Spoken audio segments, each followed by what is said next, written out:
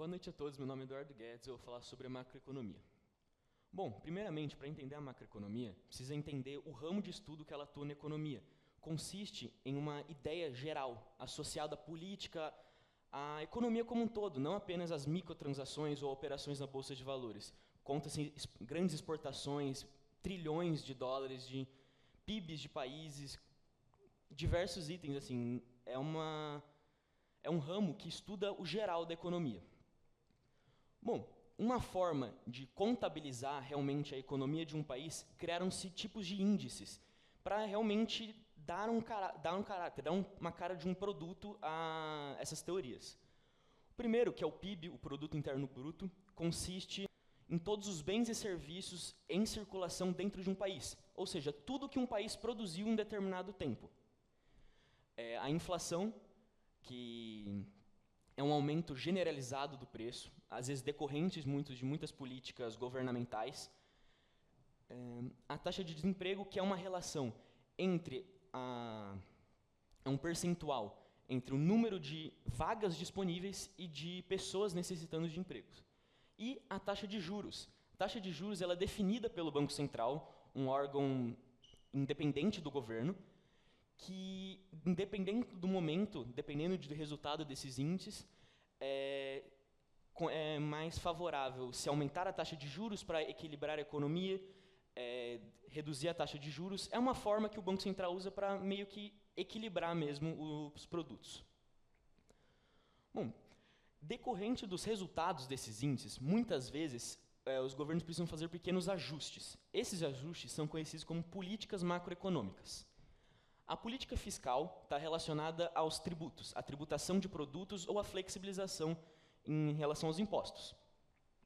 Política monetária, outra estratégia feita pelo Banco Central, que consiste na controlar a quantidade de dinheiro que está em circulação no país, porque sabe que se o Banco Central errar, por exemplo, nessa política, uma impressão em excesso de dinheiro pode causar uma alta inesperada na inflação. A política cambial, que tem a ver com o câmbio, com a moeda nacional, está ligada a uma tentativa de se expor de uma forma mais atrativa ao mercado e de proteger a sua moeda nacional, realmente.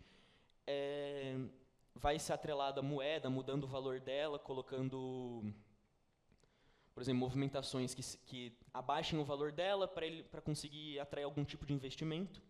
E a política de renda, que não é muito eficaz, porque promove, ou pelo menos tenta promover, uma distribuição igualitária da renda do país. É evidente que ela não funciona muito bem, mas é uma tentativa. Bom, os mercados macroeconômicos são os setores em que a macroeconomia trabalha. São realmente como se fossem espaços. São divididos, são setores mesmo, que a macroeconomia de um país, a economia em geral de um país, se atende a todos esses setores. Bom, o mercado de bens e serviço é o espaço onde os bens de serviço, ou seja, bens produzidos e serviços, trocas, desde prestações, em geral, governamentais, até uma simples troca como uma aula, um professor vendendo a sua força de trabalho para os alunos. O mercado de trabalho, onde é uma relação onde os funcionários procuram empregos e empregadores procuram a necessidade de funcionários. O mercado monetário seria onde lida com a atuação das microtransações, das transações comuns do nosso dia a dia, não trabalhando com enormes transações. Não tem muito além disso. O mercado cambial, assim como a política cambial, também tem a ver com a moeda nacional. É o setor onde há a troca de moeda, onde há também esse tipo de proteção da moeda. E com isso, novamente, você tem uma melhor facilidade de se expor ao mercado e coisas relacionadas à exportação, principalmente. Bom, o mercado de commodities tem que ter uma atenção especial, principalmente porque é o setor em que o Brasil atua com mais força. Commodities é um conceito para produtos básicos, como grãos, petróleo, que são destinados à exportação. Eles são listados na Bolsa de Valores, principalmente na Bolsa de Chicago.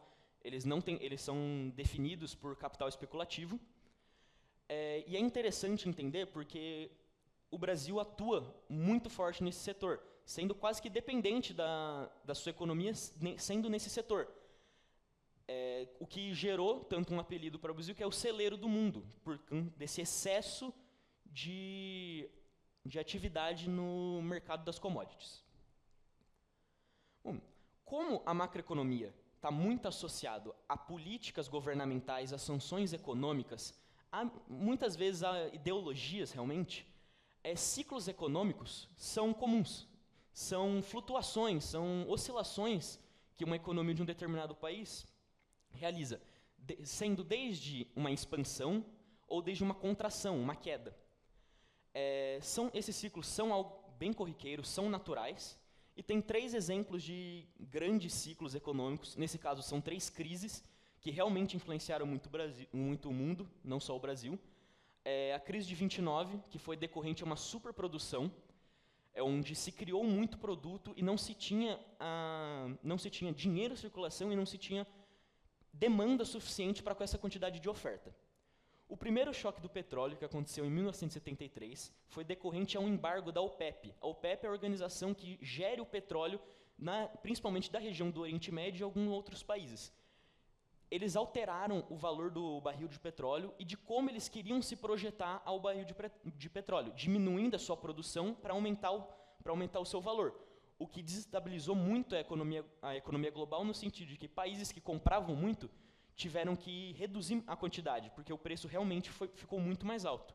E a crise financeira de 2008, que foi decorrente a um aumento significativo do mercado imobiliário americano, o que gerou muitas pessoas hipotecando a casa delas, tendo que trabalhar com juros do banco, diminuindo a quantidade de compras. Aí foi uma atrás da outra, foi como se fosse uma bola de neve. E foi levando e afetou mundialmente. Então, isso é uma outra característica da macroeconomia, essa globalização, no sentido de que uma crise financeira do mercado imobiliário dos Estados Unidos influenciou diretamente o Brasil, alguns anos depois, mas influenciou. A macroeconomia parece estar muito distante quando você diz sobre sanções econômicas, sobre políticas governamentais. Se imagina ela muito distante, por ela estar muito associada com as nossas compras básicas no dia a dia, no sentido de que, assim, pegando como exemplo, um conflito entre a Rússia e a Ucrânia. Esse conflito, esse problema, gerou a Europa, que era uma consumidora dos grãos da Ucrânia, a procurarem o Brasil, o que levou a um aumento do preço, principalmente da soja, o que levou ao aumento da exportação, o que gerou uma escassez no mercado interno, que é perceptível com o aumento do preço de determinados produtos, principalmente relacionados ao agronegócio, como o próprio óleo de soja, porque se faltou soja nesse sentido no Brasil, e o arroz, que também foi um produto que, por ser próximo a isso, sofreu um aumento de preço significativo.